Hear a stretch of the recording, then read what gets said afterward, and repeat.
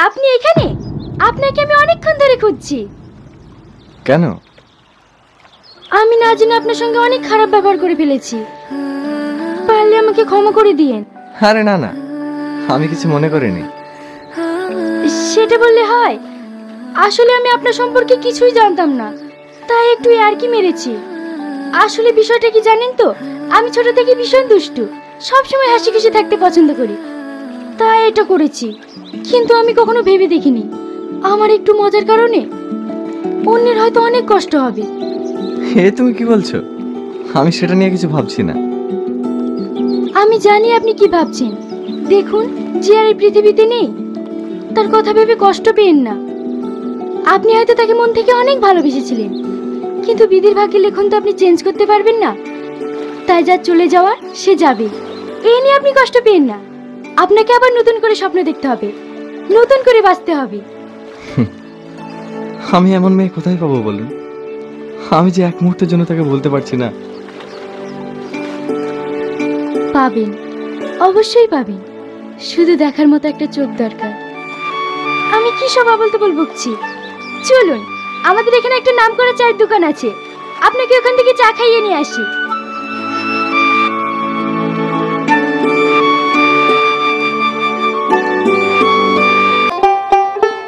চাচা, রাজু নেই? হ্যাঁ মা আছে, ও দুধ আনতে গেছে। এই ছেলেটা কে মা? একে তো ঠিক চিনতে পারলাম না। আমার বন্ধু, আমাদের বাড়িতেই বেড়াতে এসছে। আপা তুমি? হ্যাঁ, তোর খোঁজই করছিলাম, দুটো চা দে। হ্যাঁ হ্যাঁ দিচ্ছি। বসুন। ওর নাম রাজু, দেখে বাচ্চা মনে হয়, কিন্তু সব মানুষের আপদে বিপদে ছুটে যায়। খুব ভালো। এই না আপা। কি গুরু, মন খারাপ কিসের? রাজু, এটা আমার ভাইয়ের বন্ধু। হ্যাঁ হ্যাঁ বুঝতে পেরেছি, মুখ দেখলে বোঝা যায়। বন্ধু না অন্য কিছু? রাজু, তোর না সবসময় বেশি বেশি। ওর কথা কিছু মনে করবেন না, হয় এরকমই।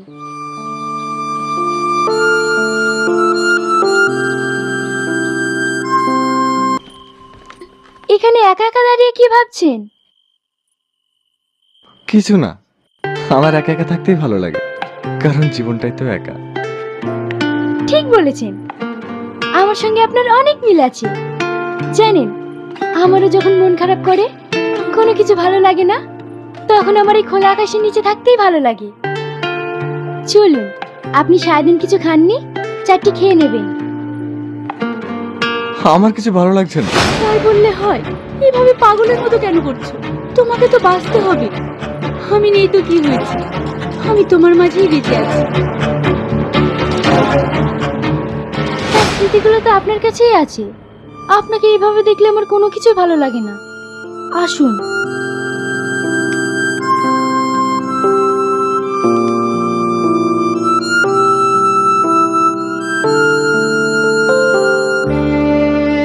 আমার এমন কেন মনে হয়?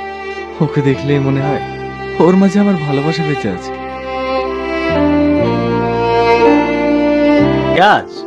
কিছু বলবে? হ্যাঁ, তুহিনার বিয়ের ব্যাপারে কথা বলছিলাম, তাই তোর সঙ্গে একটু আলোচনা করতাম। হ্যাঁ বলো। আমাদের ফ্যামিলির সবার আগুনকে খুব পছন্দ। আগুনের যদি কোনো আপত্তি না থাকে, তাহলে আমরা আগুনের সঙ্গে তুহিনার বিয়ে দেব।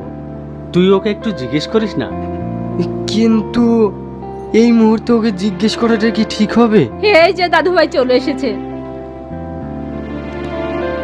এখানে এসো, বসো। তোমাকে নিয়েই আলোচনা হচ্ছে। কি আলোচনা দাদি? আমরা সবাই মিলে তোমার বিয়ে ঠিক করেছি। মানে? হ্যাঁ, তোমাকে আমাদের ভীষণ পছন্দ, তাই আমরা তুহিনার সাথে তোমার বিয়ের ব্যাপারে রিয়াজের সঙ্গে কথা বলছিলাম।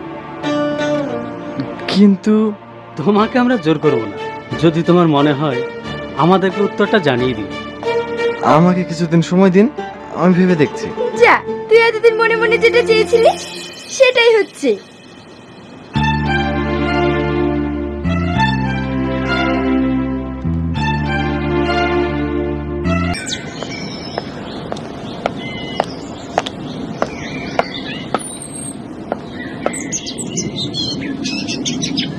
ভাবছেন? আমার বাড়ির মানুষের কথা নিয়ে আপনি কিছু মনে করবেন না। ওরা আমাকে নিয়ে অনেক টেনশন করে। প্রত্যেকটা বাবা মায়ের ইচ্ছা তার মেয়ের জন্য একটা উপযুক্ত ছেলে খোঁজার। তাই আপনার মতো একটা ভালো মানুষ দেখে আমার বাবা মা এটা বলে ফেলেছে। না না, ওদের কথা আমি কিছু মনে করিনি। আর তাছাড়া তুমিও খুব ভালো মেয়ে, এতে আবার খারাপের কি আছে? কিন্তু আমি জানি আপনি হয়তো আপনার অতীতকে ভুলতে পারছেন না। আমি হয়তো তার মতো হতে পারবো না, কিন্তু আমি আপনাকে কথা দিতে পারি ওর অভাবটা আমি আপনাকে কখনোই বুঝতে দেবো না।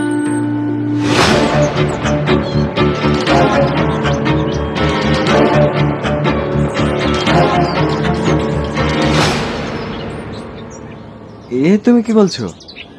হ্যাঁ, আমিও আপনাকে মনের অজান্তে অনেক ভালোবেসে ফেলেছি। সেভাবে আমি আপনাকে প্রকাশ করে বলতে পারিনি।